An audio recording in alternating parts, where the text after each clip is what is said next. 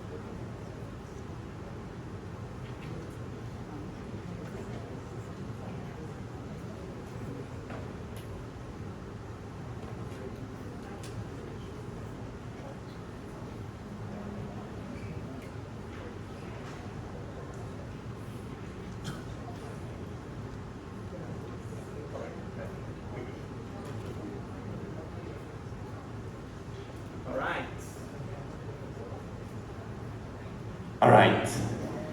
Ladies and gentlemen, welcome to my talk.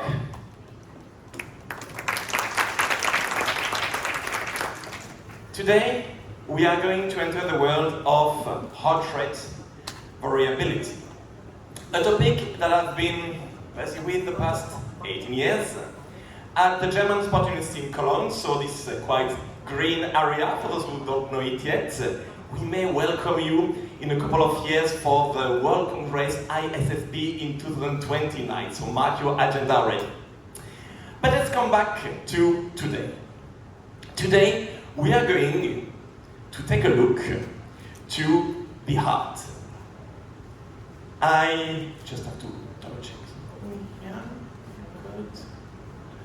Let's go to the heart, and specifically to the link between the heart and the brain. Here we will see the connection with the so-called vagus nerve, the main nerve responsible for self-regulation. And today I will also introduce the last book that I released last month with my colleagues about heart rate variability, and this book will retrace basically the key insights from this keynote. I also mentioned from the beginning on that you will have access to the slides of the keynote should you wish so. I'm just giving you now a short overview of the table of contents to basically illustrate that we will cover with this book a full range of topics linked to heart rate variability, going from measurement on interpretation, then we will see some of the applications as well, and about the impact on different sports. I can give you some anecdotes as well. So basically here we will have a full overview also beyond training and injury prevention, health and disease, and the part perhaps more important for sports psychology, this one, the brain impact on HRV, with the links with cognitive function, with the link to psychological stress, and we also have a full chapter on mental training with HRV, with the last part showing basically how to implement heart rate variability in your daily training routine. Alright, so let's start the journey together. First of all, let's get an impression of what heart rate variability really means. I invite you to take 2 fingers and to take your pulse.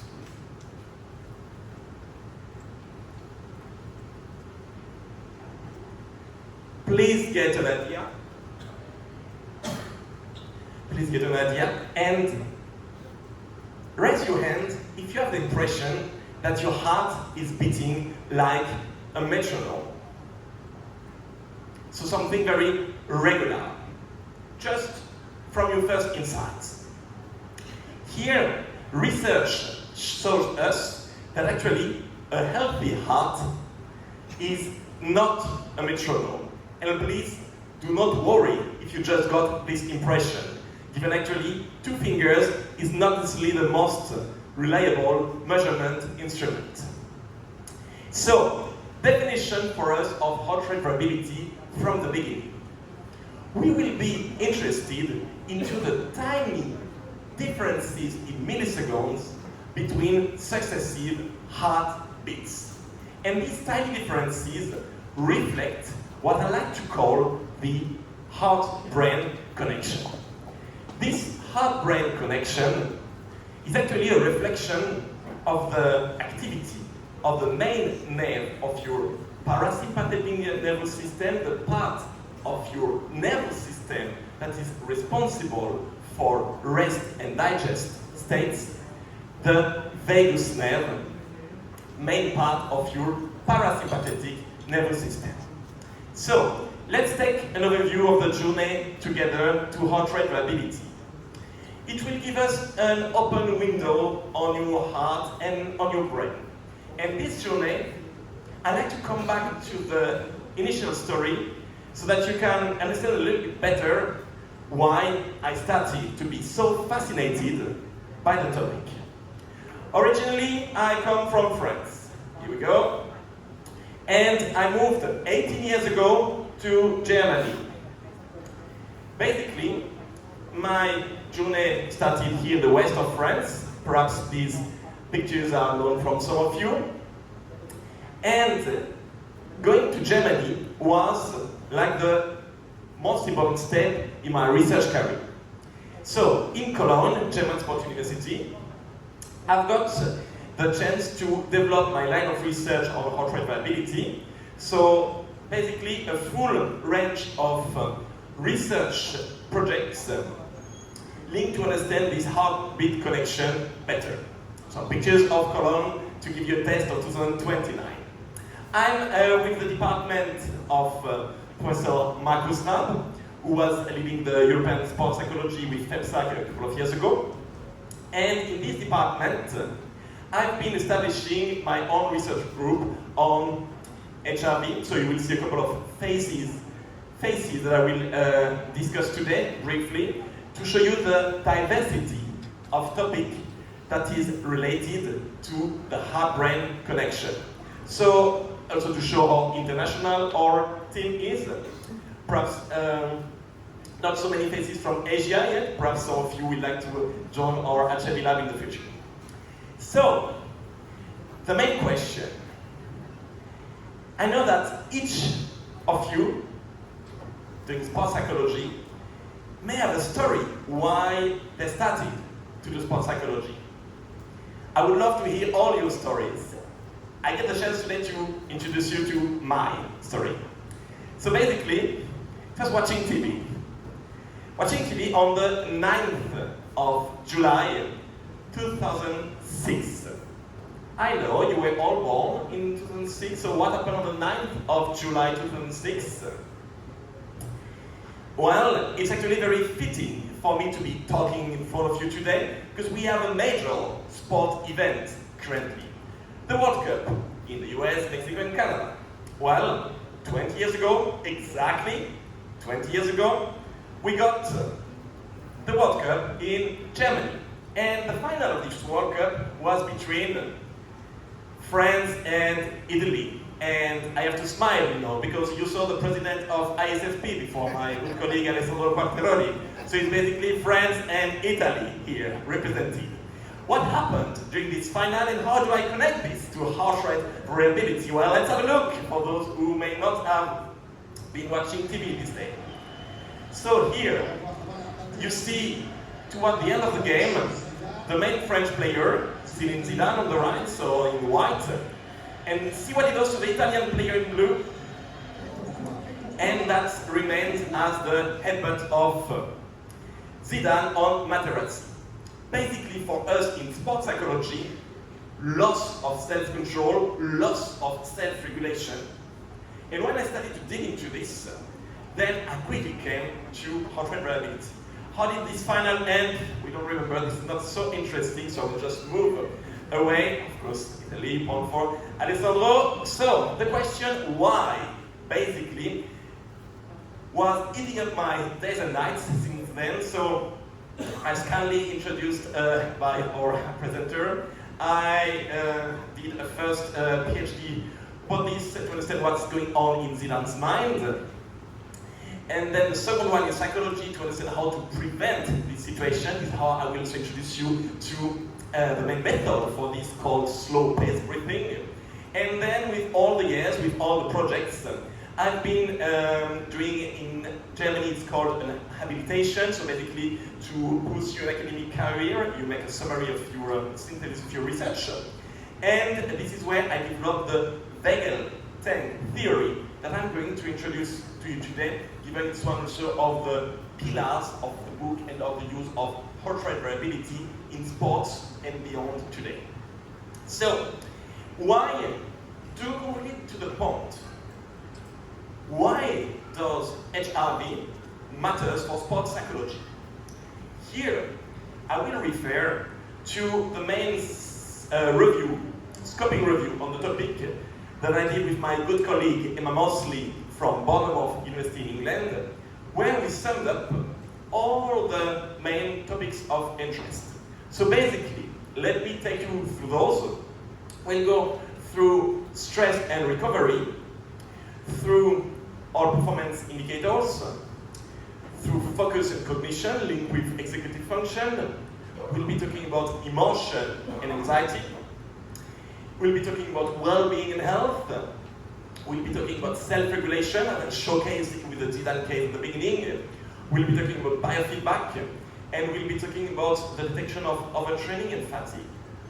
And all these topics can already point you to something. Given heart rate variability can potentially serve as an index of all these topics, we may need some context information to understand what we are measuring here, basically. And I like for this to take a metaphor. I love metaphors, so I will share with you my metaphor for this. Given how HRV helps us to understand so many different phenomena, I like to call it a translator. A translator like the Rosetta Stone. The Rosetta Stone is basically the stone that helped us to understand the script of the ancient Egyptians, so the pyramids. Next time you pay a visit to London, you think about the Rosetta Stone, you go to the British Museum, it's free, and you take a selfie of the Rosetta Stone, you send it to me so I can add it to my next keynote slides. And given I love the story of the Rosetta Stone so much, obviously it made it into my book if you want a funny story about this, we were not allowed to use any pictures, so I had to send my colleague Emma Mosley. She went on a weekend trip to London to visit her brother, to take a picture at the museum, and there it is. So, now coming to the Vagal Tank Theory. In psychology, modern psychology, we need theories to organize knowledge. And basically here, I always kept this sentence in mind from the social psychologist Kurt Lewin. There's nothing so practical as a good theory. So, how do I apply this to heart rate variability? Well, I started from existing theories. The main existing theory about heart rate variability was relying on the so-called CAN, Central Autonomic Network. I make it short, I make it smooth without too many physiological details, but basically, the neuromuscular integration model, first theory about heart rate variability, showcased the following thing, that we have an overlap in the brain between the structures responsible for the way your heart is beating, so cardiovascular functioning, overlapping with structures responsible for the way you think, overlapping with structures responsible for the way you regulate emotions. Perfect overlap almost, theorized with this model, showing, and each time I look at this, I think, wow, who planned this, who did that, who planned our brain basically? Because you see how much sense it makes actually that all our self-regulation efforts are so well being integrated. Still, something was missing for me from this theory, and this is why I went onto a quest to find the missing piece in the puzzle. What I call the missing piece, follow me with this one. I took an example of, I will say great movies from him from the 80s, I'm from the 80s. So perhaps just for me to get an idea, who in the room saw this movie? Raise your hand if you saw this movie. All right. So basically, sorry, I was talking about this movie, sorry. So who in the... Okay, a couple of things. Feeling good about this. So Indiana Jones and the Last Crusade. And why was it so inspiring for me? Because I spent a shameful amount of hours in my youth playing these Indiana Jones games from the 80s, where it was very exciting at that time. And perhaps you remember what Indiana Jones was searching for, looking for in this movie. The Holy Grail.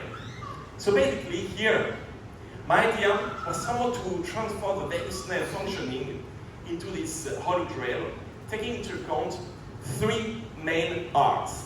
Resting when you do nothing, reactivity when you react to something, and recovery when you recover, when you rebound from something that happened. This will be the basis for many applications that we will be able to do with heart rate variability.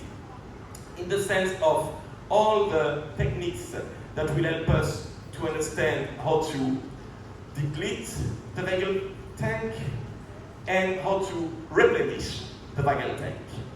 And I will be introducing you to some of the big projects I'm conducting at the moment. One of them is called the colon test battery. So I will be explaining this a little bit detail because I'm looking for partner universities and sports psychologists to apply this HRV test battery, hopefully then in further countries in Asia. So we already have a core partnership in Europe where we will use the Vagal Tank Theory to understand the reaction of the heart, the vagus nerve of athletes, to a range of tests. You see them here. And again, I'm ready to provide more details if some of you would be interested to partner with us on this one. So for the moment, we mostly have Europe and the US, but we'll be really happy to have partners from Asia as well with our test battery. So one of the key lessons for us with this one is to understand that it's about how we react from challenges and how we rebound from challenges that will make a difference. All right, I wanted to say a couple of words for you about the topic of methods. I've been working a lot on methods about heart rate variability, so with mostly Andrea Thayer, did a summary article on this one that may be helpful for you to get started with it. And there are many details. I go fast on this one, you will be able to find them on the slides. But basically, I want today to speak about the devices, because this is one of the main questions I receive. I'm also heavily approached by different marketing strategies. So here, let's get a look together. What type of devices can you use, should you use, to assess properly heart rate variability? First of all, there is the world of wearables. Finger sensors, breath sensors, and so on. This will be okay to get started for trends, but not more than just getting trends. As soon as we will be interested into accurate, close to exact numbers, we will need to move to heart rate monitors, such as chest belts. So we have like Polar, Garmin, Suntos, different brands that will allow this to allow the best signal quality. I'll make it short. I'm happy to answer details about these questions about this later. And the gold standard for us will remain the ECG, so the electrocardiogram, in case we have access to. But again, we don't need number 3 if we have access to number 2. That will be largely enough for us.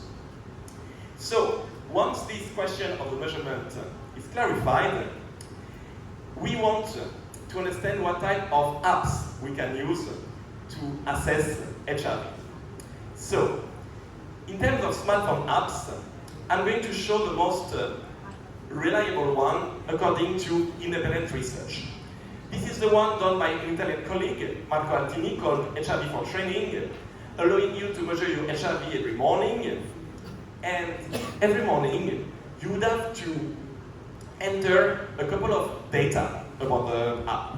Such data, such as how you feel, how you have slept, what you have been eating, drinking on the previous day, how you trained.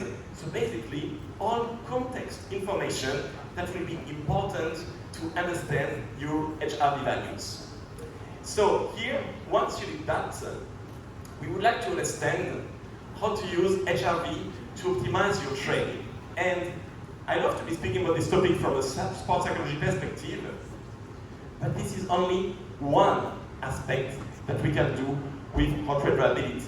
And actually, as a sports psychologist, starting to work with HRV will kind of also force me to get into the way athletes plan their training, because it is also this very valuable information that I will be receiving. So here, I'm putting a slide as a summary of the main book takeaways. And here, basically, when we want to understand why HRV is useful for training, we'll be talking about monitoring adaptation to training, for example. Then, how to adjust training intensity. How to support long-term adaptation. How to reduce injury. And optimize health altogether. And then, altogether, optimize performance. So this is a nice summary for you. It's very small, but again, I'm summarizing here the main effects. And this is why HRV will be a useful marker for us to individualize our training. In the book, we provided a very clear decision tree to help individualize your training. I'm going to display it on the next slide. Again, written small, but there's another point here. So just to show you how it works, basically, we started to implement some color coding based on your daily values of HRV, and not only on one-term daily values, but on long-term monitoring to understand basically your profile. And I thought actually about illustrating these values, this theoretical principle with some own values. So I'm going to illustrate you my HRV like this morning in Bangkok. So first of all, I have to explain you this graph. You see for every day, So for example, this will be today. This was a couple of days ago, 18th. You see 2 bars in my measurement. I'm doing what is called the orthostatic test. What is the orthostatic test? Very simple. Oops, sorry. We don't want to see that. The orthostatic test is basically once you lay down and then you stand up. All right? And I want to show you basically what I did in terms of lying down and standing up, so that you understand a little bit better. The highest bar, let's say the 34, is always lying down when you rest the most. The lowest bar will be when I stand up, all right? And you want to have the largest difference between lying and standing, given it will show that your body adapts rapidly to this change of posture. So, now you are all curious to what happened to me in Bangkok. But before I say this, I need to tell you what I did yesterday. So, I arrived in Bangkok at 6:30 in the morning, all right, after a 10-hour flight from Frankfurt in Germany. And obviously, if you don't want to sleep, you go to run. So yesterday, I already packed a half marathon in Bangkok. I went, you can follow me on Strava if you want to check the path. Half marathon, I went to the beautiful Lumpini Park. I can highly recommend if you have not been there yet. It was beautiful, plenty of people running everywhere, doing sports. So, you got my story.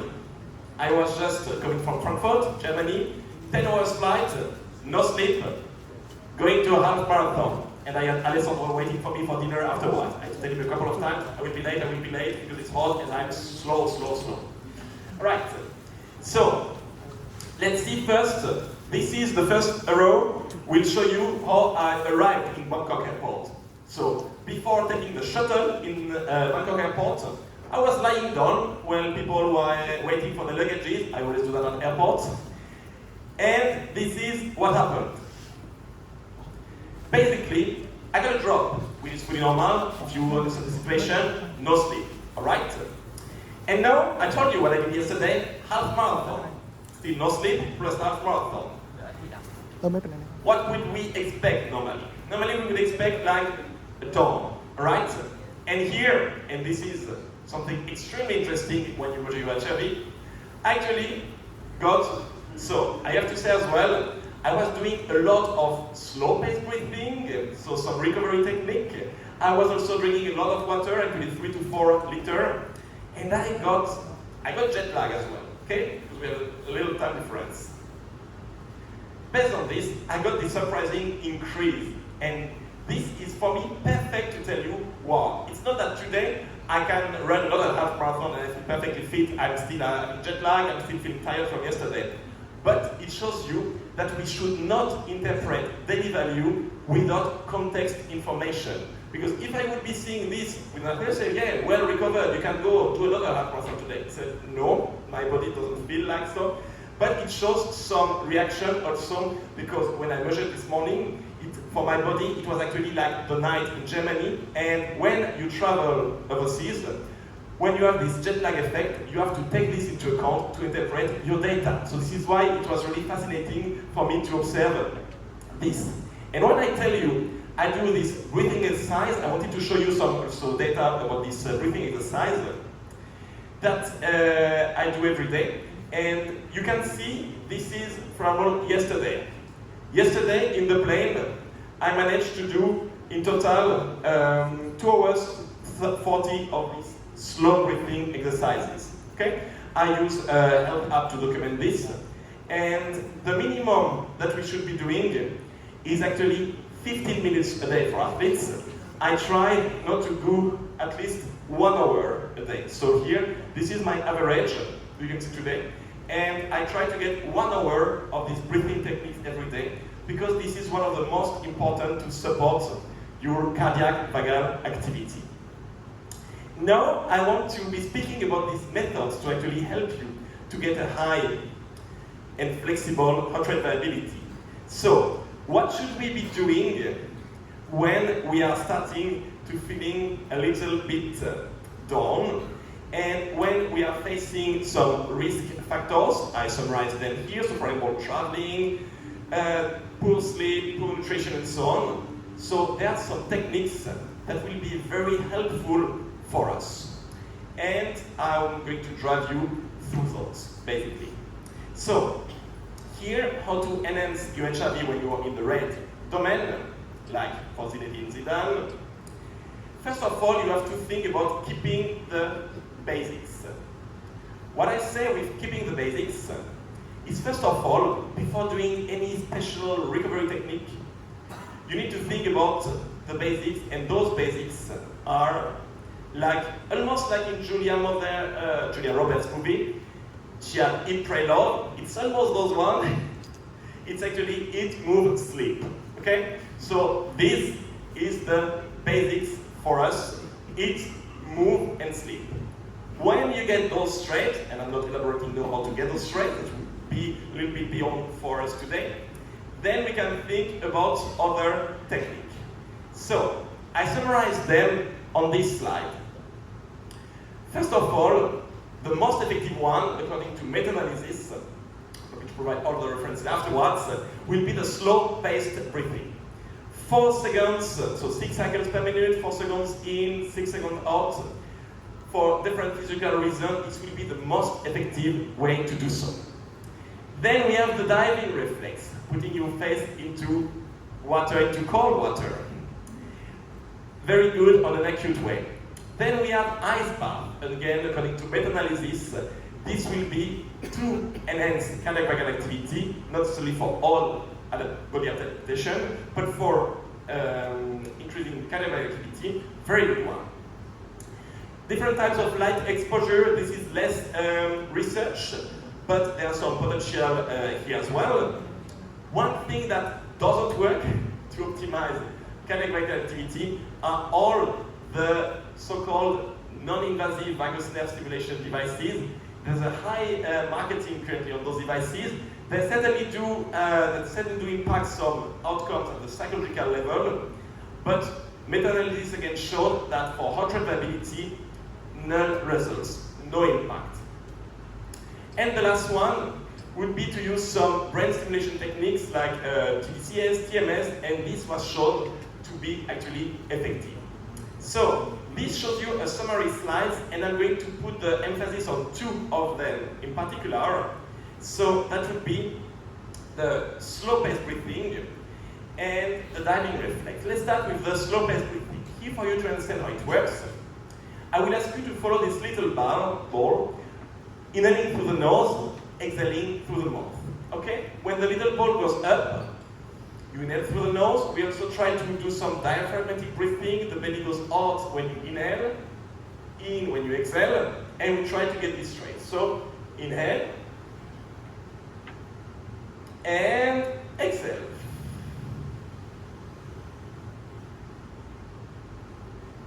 Inhale, exhale. We did once more. Inhale, and exhale. So, according to our meta-analysis on the topic, more than 200 studies, this technique, if we look at the effect size comparing this technique with other techniques, will be the most effective to increase on the long term, short and long term, your HRV.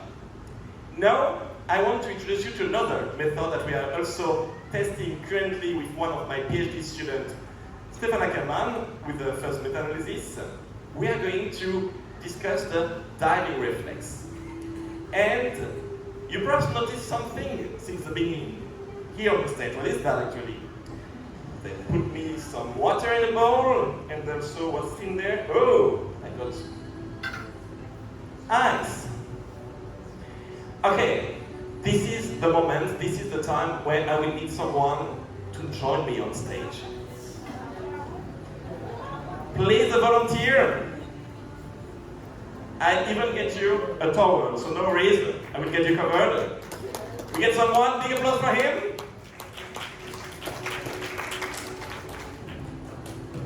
All right, your name again? Gary. Welcome to the stage.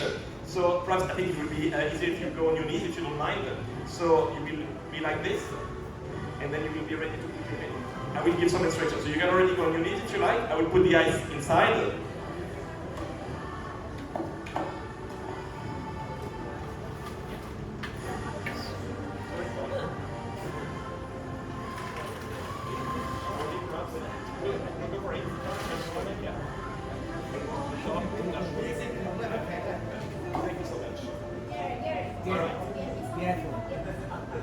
So, Gary is our volunteer today, and we want to see, so basically, no pressure. The idea is that you take maximal inhale, and then you try to stay as long as possible in the water. Okay? Can I have the audience to count for him loud, so that he gets, so we'll count 1, 2, 3, and so. Alright? And then perhaps can someone tell the timer, so whenever you want, get a deep inhale, and that's all yours. 1, 2, 3, 4, 5, 6, 7, 8, 9, 10. Woo! Big applause for Gary!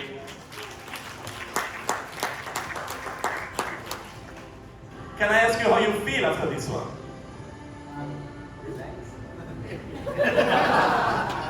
Basically, I just count, and then just try to do slow breathing, and then see how it works, how long it can go further. Perfect. Thank you very much. We give him a big applause again. Thank you, Gary. So, I keep it there. Perhaps at the end someone wants to come back. Hey, if you want another one, you just come back at the end. That's no problem. This is here for you. So, here, what we can say about the diving reflex now from a scientific perspective. Diving reflex is creating like a survival signal. I just put this friend, big whale, in the water because we actually share this diving reflex with all our mammals cousins, and this will help us to stay for longer in the water. The heart will slow down, we create a so-called bradycardia, and you will increase the activity of the vagus nerve. As Gary will tell you, the effects are very strong when you just did it. The effects will now vanish after a couple of seconds, but no problem. If you want to do it again, and I'm connecting this to something that you are perhaps seeing during the World Cup. You are perhaps noticing that there is a so-called drinking break during the games, and this drinking break, so it's like one half of a half time, the players drink. Who says the player could not do that? This would be the greatest idea to avoid also the type of behaviors we saw with Zidane afterwards, but this brings you in a so-called autonomic conflict. This is a combination of relaxation, like Gary just told us, but also of activation, because the water is cold with ice, it also works without ice, but stronger with ice, and then you feel very ready to perform afterwards. So perhaps some soccer teams could think about it, specifically in hot environments like in the US currently, and you also know hot environments in Thailand as well. So keep in mind this one as a very acute way to impact your HRV, and there's a growing use, so I don't think I start to talk a lot about this, so we see some players and teams starting to use the diving reflex at strategical points for their performance.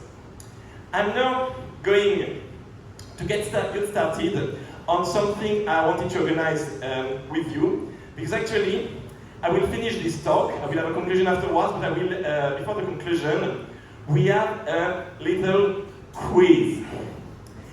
I brought a Keynote quiz for us, and I brought a prize actually. So in my bag,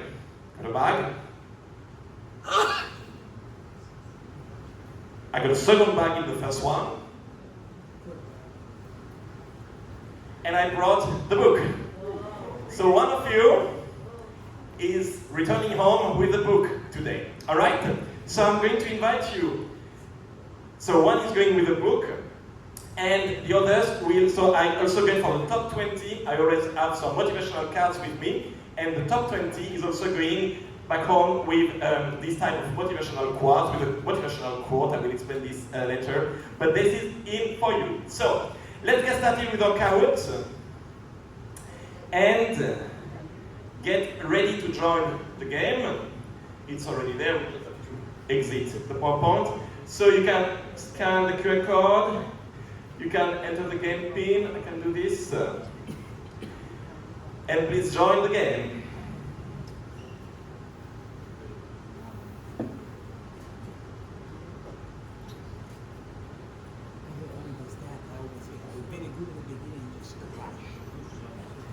So there are a couple of questions, actually, so there will be perhaps easy questions, there will be perhaps some bit more advanced questions, you will see. You perhaps know the functioning of Kahoot, so we need correct answers, but the answer needs also to be fast, so you get more points if you are fast with Kahoot, basically.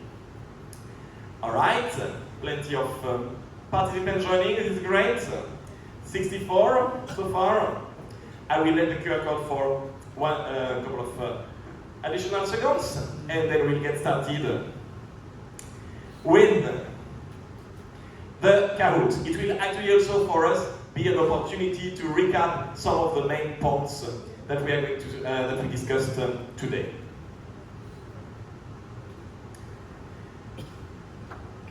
All right. Hopefully there are no technical issues. Everyone is well served with internet.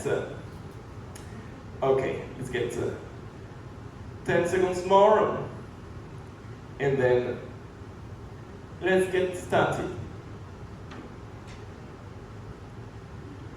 Alright, so looking forward to our big Kahoot. We currently have 72 participants in our Kahoot. That will be a tough Kahoot game for us in Bangkok today.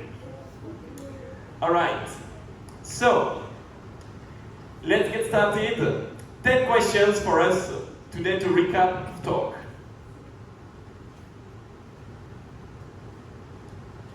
First question.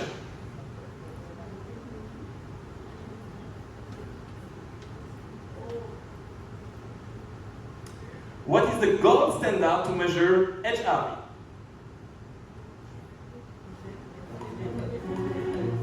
I obviously put the Kahoot music that everyone loves.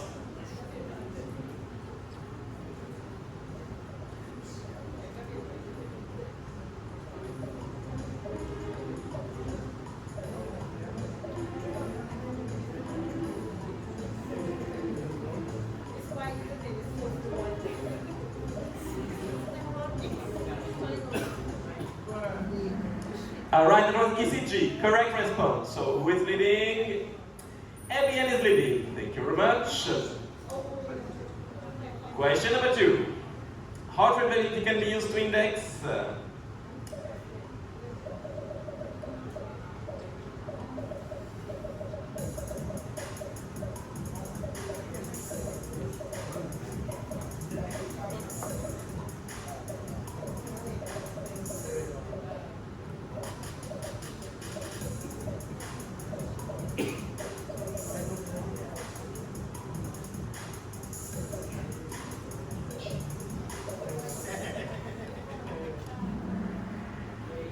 cardiac parasympathetic nervous activity. Alright, was correct. Jisoo is leading. Which factor will most strongly influence HRV measurements? Think about the story I told you, how to measure your HRV in the morning when you wake up.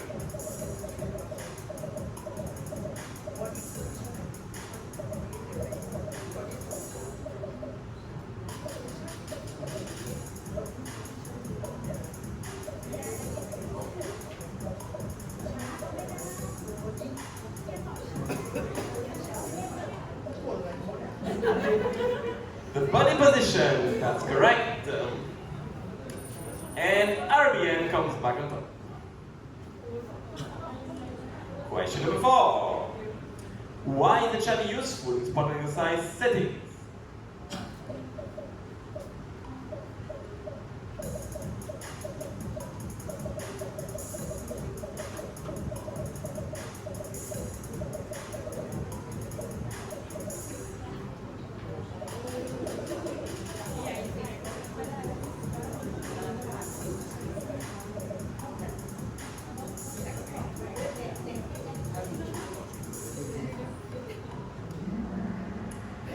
inside, red was correct.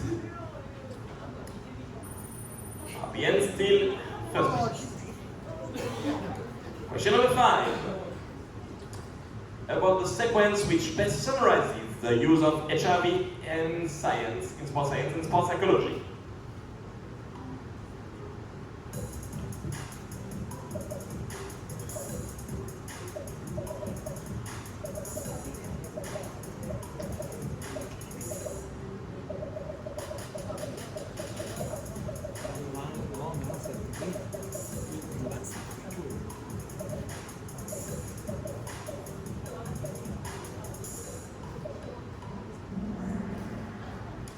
Blue was correct.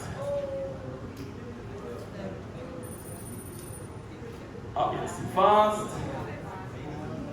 Question number 6. What are the 3 R's of the Vagal Tank Theory?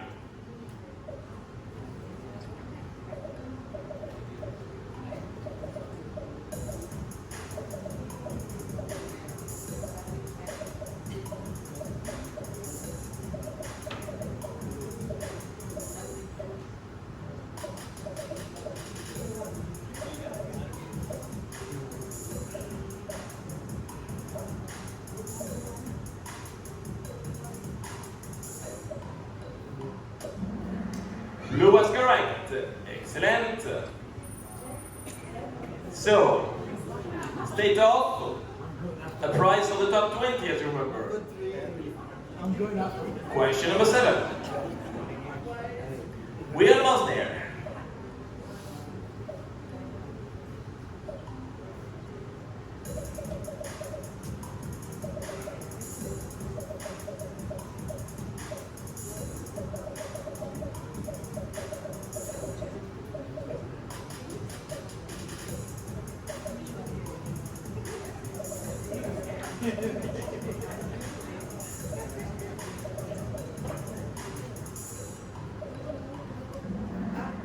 Green was correct.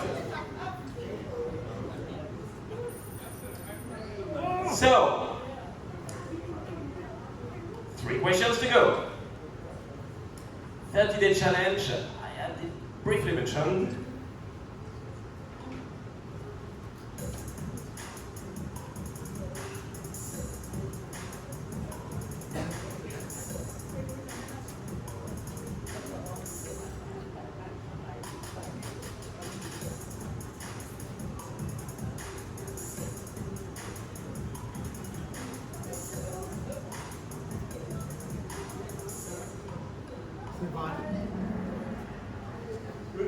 Connection was lost. We don't want that. I had it. Okay, so no change on this question, so all good. We still have 2 questions. Hopefully we restore the connection.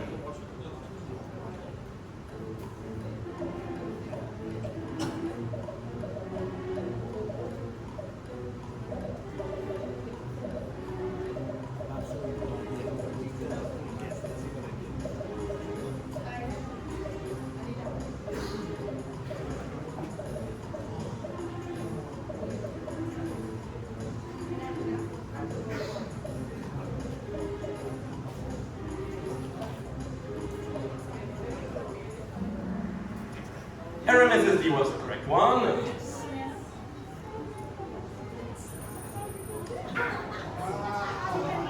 Alright, last question to go, last print. It came after me. What was the theoretical model by Tire?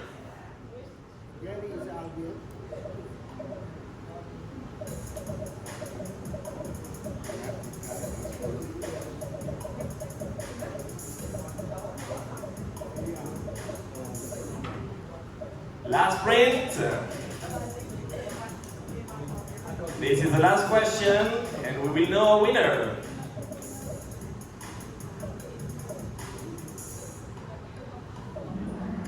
And orange was correct. So, getting now to the end of a quiz on number 3, Luke. Big applause for Luke. Number 2, MJ. And our winner today, Fabienne.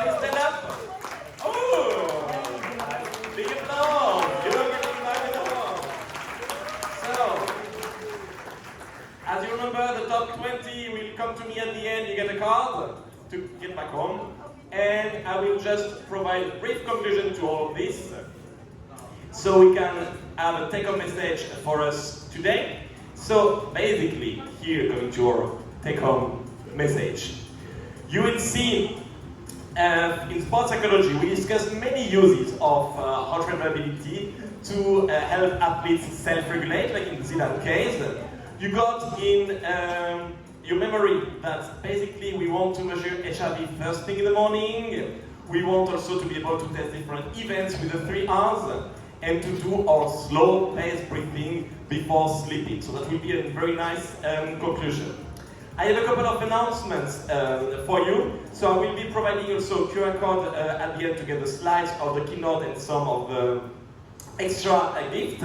For example, we developed a website for the HRV lab, so we are going to put a lot of information here if you want to follow us. Again, I will be very happy to get some partners in Asia for the HRV colon test batteries, so feel free to contact me about this one. And as well, if you are willing to organize some workshops for HRV, we plan them online in Europe. We can make also some arrangement to get them also fillable for Asian time. And I basically, my chef Marcus Raab wants absolutely to do some advertisement, and perhaps you didn't notice, but Gary, what was your towel?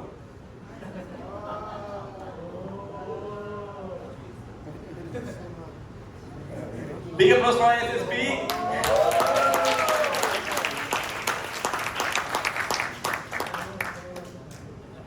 All right, we have to conclude, so I will put on this QR code for you to get, so just one book, but I give you for free the first chapter of the book. So I put up a newsletter to get the first chapter of the HRV book. I put as well on my scientific papers if you want to check all the details of what I've been saying today. And so the keynote slides will be accessible. So the QR code will lead you to the newsletter of our website. And then on signing up, you will receive the first chapter or the link to download all the papers. All right, thank you so much again to the organizer for having me here today. I enjoyed it a lot, hopefully you too. Thank you very much. Merci beaucoup. Okay, thanks very much. I really appreciate your wonderful this speech. Actually, it's Sylvain providing Beijing to application. How do we just apply its outcomes of the HRV to our sport, our settings in sports and performance psychology. Actually, we just have some time, so we're gonna have 1 or 2 questions from the floor. So please, raise your hand. Any questions, comments to Dr. Sylvain? Yeah, there, please. This microphone.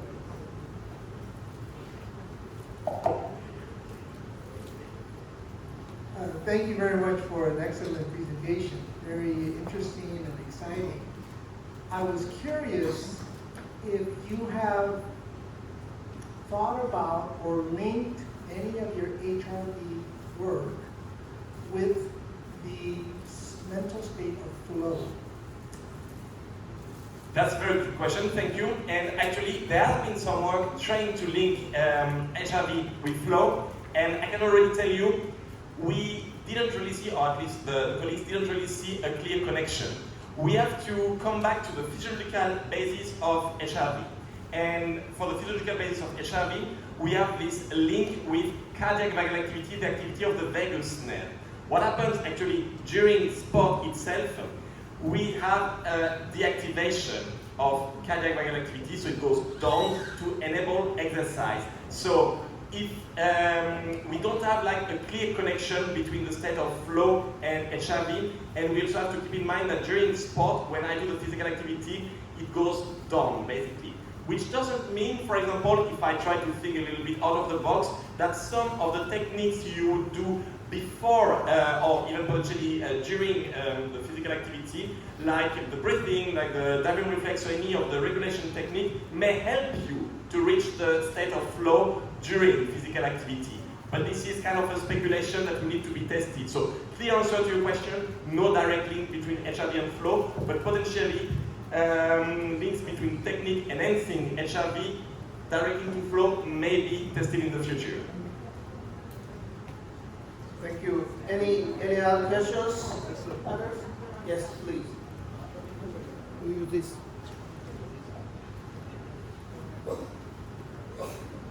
So my question is on. Actually, we are into the sport actually. So instantly we have to get back a recovery from this incident or what has happened on the field.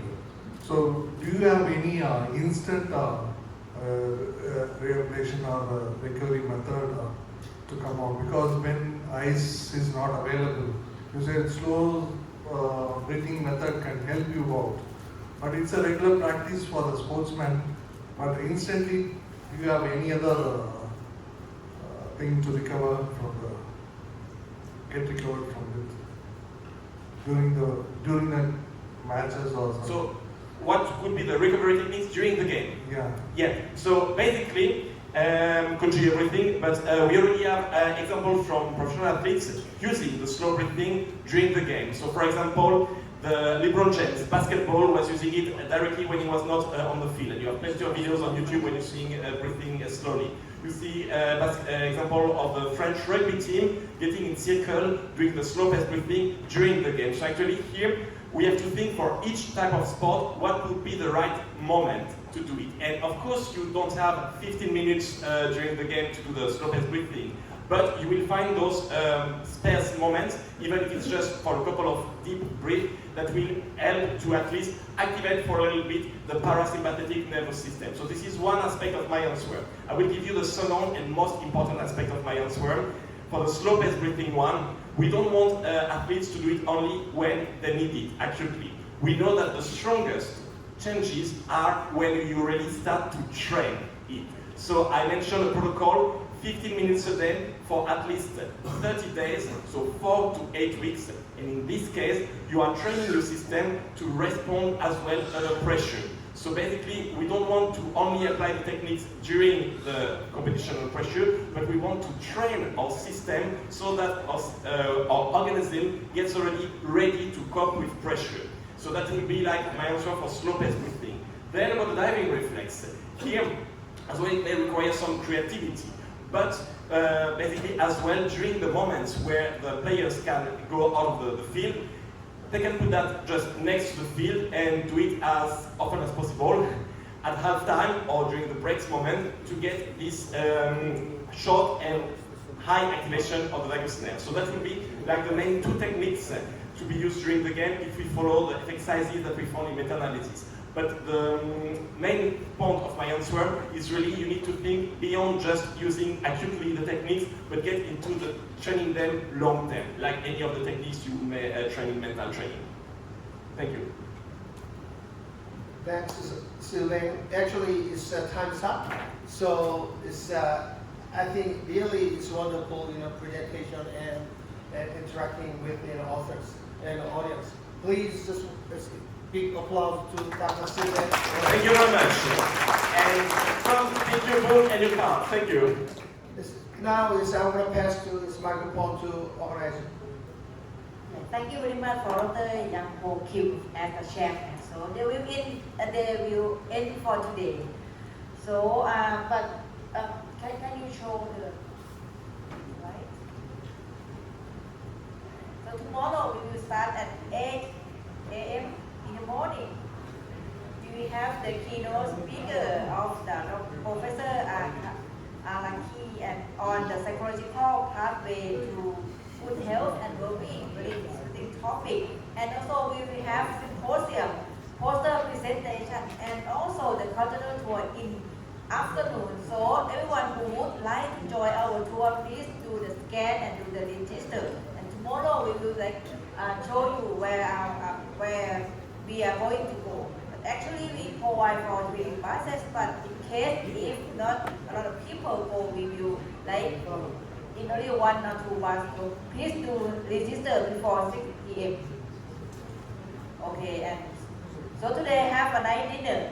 enjoy the nightlife in Bangkok too much and see you tomorrow. For more information, excuse me, we have some appointment a little bit.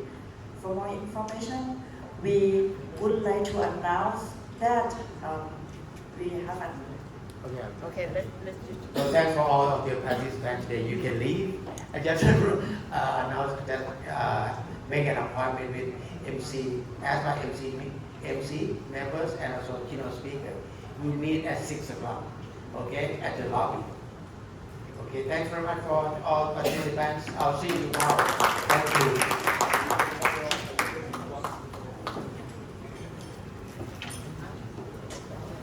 And don't forget to vote. We have 2 more days tomorrow from 11:30 to 1:30 back there. Okay, for the ASPASP MC member election. Good job.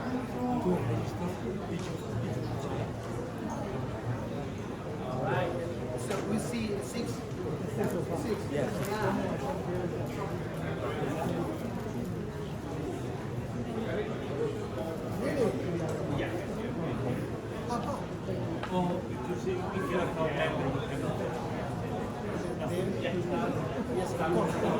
Of course.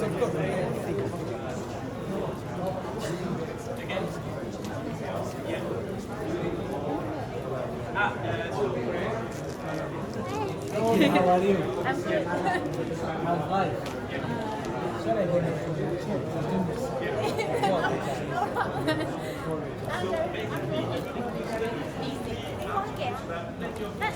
要先给他。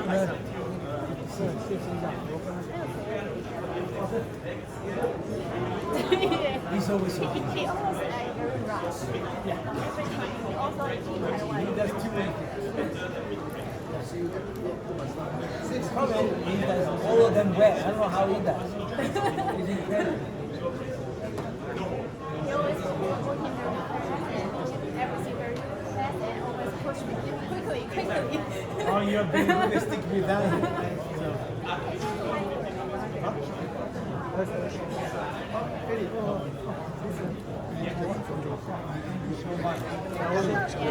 Ali. You know that we are going to meet at 6 o'clock? Yeah. So we know the dressing room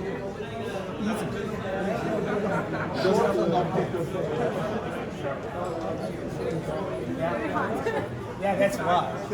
For the quiz, I have the council, you guys come to me directly, so then I can afterwards take the question. And for the group, we can, so during the students, our winner is with us. You are going and then to we can say take a something. selfie, but you can do that. Yeah. They are very appreciative. Okay, cool. Okay, that's good to do it.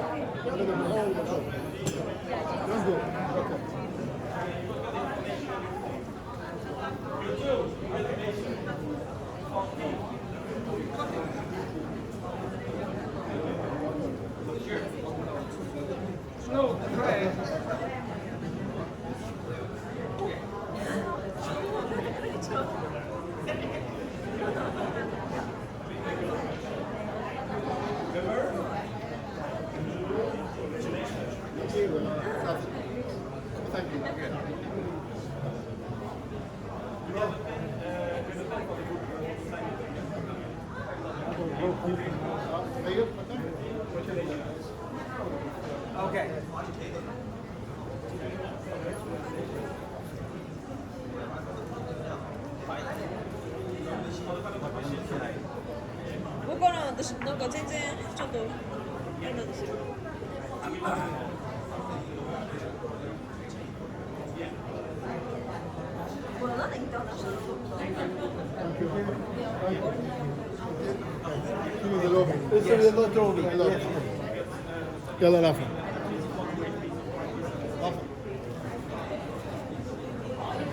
It's all written in Thai. It's all written in Thai. When you scan it, it's all written in Thai. Yeah.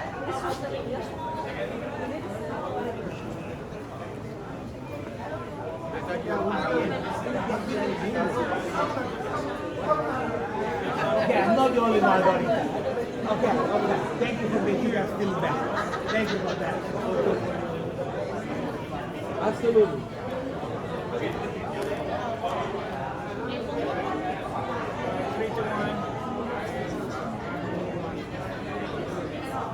Thank you, sir.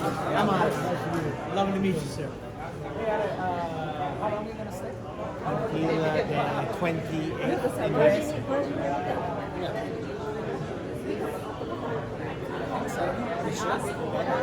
Yeah. Oh, I know they went back multiple times. Yeah. But I think he was senior. I was kidding. Take the second time. I take it. I'm working on it. I'm losing it. Kids and COVID didn't help. You need an HRV.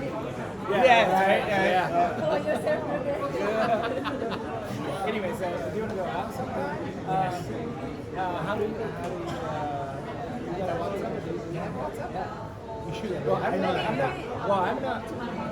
Do I like it? Yeah. Anyways, so I got actually, so I'm using a Japanese game, so it's not like the phone. I actually get in. Just, I get the WhatsApp. Yeah. Oh, WhatsApp or how do I? Do you wanna, whatever you can. You just add the number.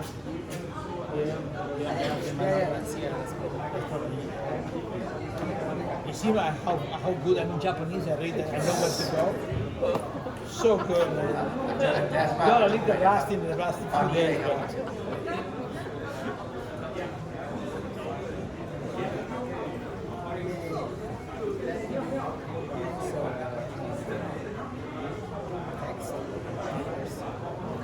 My phone is not active, so it's just on the internet because Wi-Fi. So I just there it comes. Let's go change because the formality for me is done. Hold up. Oh, here it is. Gotcha. Gotcha. Actually, I will stop you at a moment. When we go out, I want to ask you a couple of questions about Japan. Yeah. Okay. I was about to. It was great. I mean, I can't believe it was 2 years ago. It's already 2 years. Man. Yeah, 23, 24. Man. And I was back, and then that's when I was at that Japan Sports Institution. That's awesome. Yeah. But we'll keep in touch. Yeah, absolutely. We chat. I'd love to. Let me know if you have. I love the sandals. This is sweet. I know. This is mine. Yeah. These are sweet. All right. Jeans. So. What is? So this is a Muay Thai? I guess so.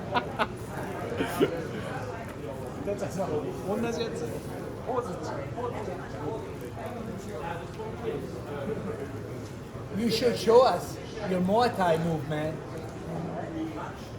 I just didn't get that at the story of the white monkey and the black. It was a lot. It was very hard to hear.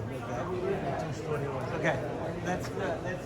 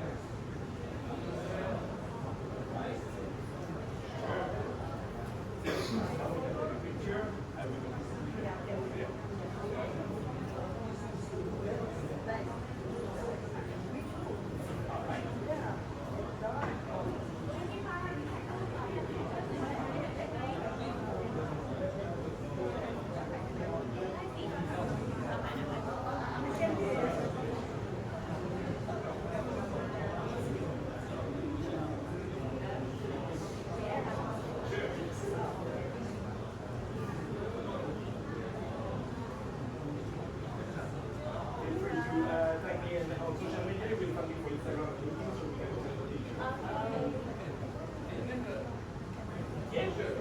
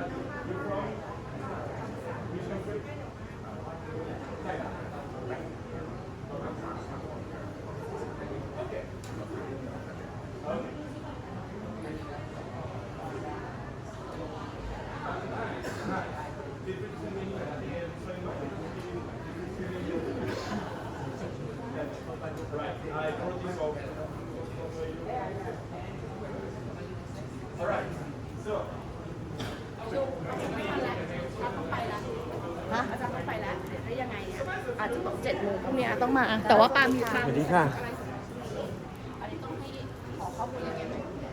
ไม่ส่วนใหญ่ก็หน้างานไลน์มาตอนพูดเสร็จแล้วใครจะอาจารย์ต้องไปแล้วแต่ว่าก็จะรอไป ไม่ต้องจะไปมาดูแล้วไม่ แล้วอาจารย์แล้วอาจารย์จะเอาเงินไปทำไมมา อะไร ในกระเป๋าอ่ะ อ๋อยังผมก็ขอ อ๋อ แล้วจะมีเหลือ ถามลงทะเบียนเลยหนูไม่รู้เลย มันเหลือเท่าไหร่ยังไงใช่ไหม คือหนูอ่ะหนูไม่ได้แบบเอาให้หมดแล้วอะไรอย่างเงี้ย เขายังทำกันอยู่ด้วยนะ ตอนนี้ไม่มีแล้วค่ะก็คือเขาจะขอไปที่อื่น ก็ไปจะไปเกาหลี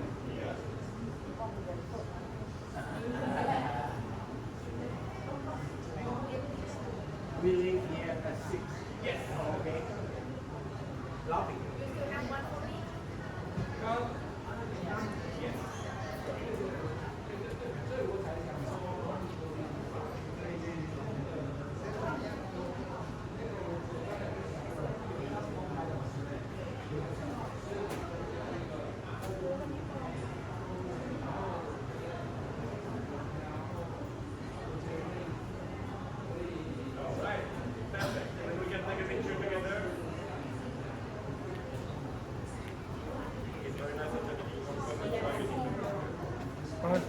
Fun. You send it to me. Excellent. Thank you so much. Yeah, sure. Thank you very much. Yeah.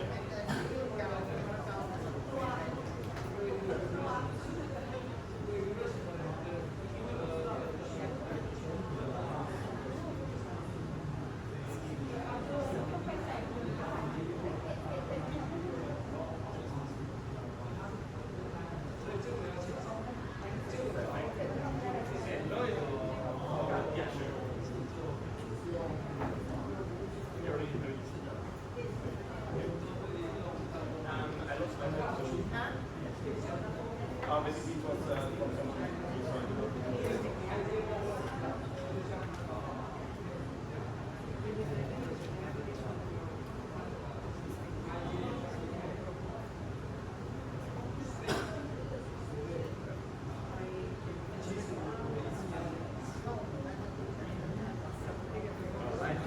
Thank you very much.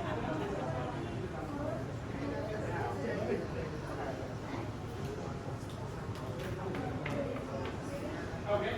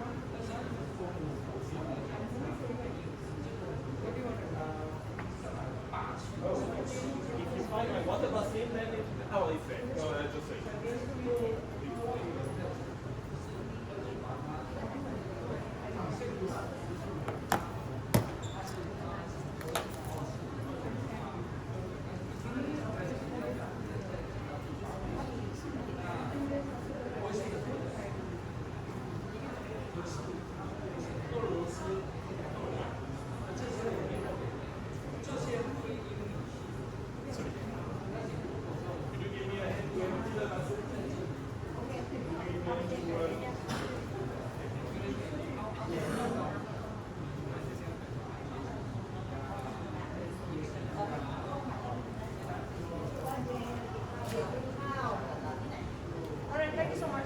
See you later. Thank you.